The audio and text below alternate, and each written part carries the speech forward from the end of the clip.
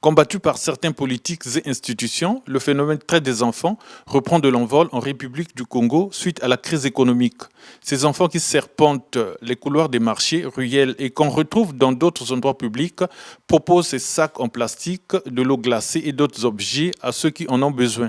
Dans ce commerce, les garçons qui sont les plus visibles ces derniers temps travailleraient avec certains boutiquiers de la place. Ces sachets, nous les prenons chez les Ouest-Africains en bon. En fin de journée, nous faisons le point avec ces Ouest-Africains. Les bénéfices nous reviennent. C'est de cette manière que nous fonctionnons avec eux. Mes parents sont informés de cette activité. L'argent que je gagne dans cette activité me permet de subvenir à mes besoins. La traite des enfants, on en parle. L'État congolais commence par faire encore plus des efforts afin d'éradiquer ce phénomène. Mais on a effectivement remarqué que ça prend de l'ampleur. C'était un fléau qui était parti de l'Afrique de l'Ouest avant vers le Congo. Mais on a remarqué maintenant qu'il y a aussi les enfants congolais aussi qui sont victimes de traite. Le gouvernement continue à mettre des efforts colossaux en place afin d'éradiquer ça.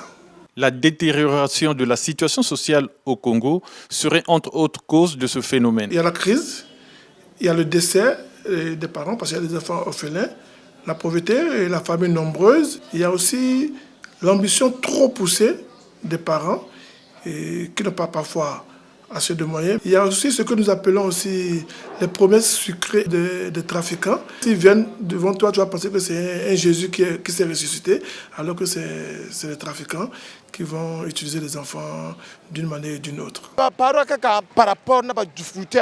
Suite aux difficultés, certains parents acceptent que leurs enfants se lancent très tôt dans les activités commerciales pour trouver de l'argent et faire face à certains besoins. Certains enfants trompent la vigilance de leurs parents. Ils sortent en tenue scolaire pour se retrouver dans les marchés avec d'autres habits. Ils vendent les sachets et d'autres objets alors qu'ils n'en ont pas le droit. La recrudescence de la traite des enfants en République du Congo est réelle. Le président de l'Action pour la lutte contre la traite des enfants de l'Afrique de l'Ouest et du Centre dénonce cette pratique, un combat mené avec d'autres institutions. La traite des enfants, on en parle. L'État congolais commence par faire encore plus des efforts afin d'éradiquer ce phénomène. Mais on a effectivement remarqué que ça prend de l'ampleur. C'était un fléau qui était parti de l'Afrique de l'Ouest avant vers le Congo, mais on a remarqué maintenant qu'il y a aussi les enfants congolais aussi qui sont victimes de traite. La lutte contre la traite des êtres humains, en particulier les femmes et les enfants, c'est comme la lutte contre les narcotrafiquants. Au moment où vous pensez comment arriver à bout de ce phénomène, au même moment, les trafiquants aussi pensent autrement comment vous contourner pour pouvoir essayer de vous dribbler. Mais avec les associations sœurs, les ONG et les associations internationales, on est en train quand même de faire de gros efforts, tels que l'association française Azumonde, dirigée par une dame franco-congolaise. Il y a Agir ensemble pour les droits de l'homme avec qui on travaille. Il y a l'ambassade des États-Unis. C'est à peine qu'on a commencé par identifier et dépister les enfants congolais. Et à peine une semaine aussi, on a réinséré un enfant congolais autochtone à Sibiti, avec l'appui de SAMU, avec qui nous avons coordonné les opérations ensemble, la direction départementale des affaires sociales de Pointe-Noire et celui de la Lekoumou. Ce phénomène est aussi dénoncé par nombreux parents.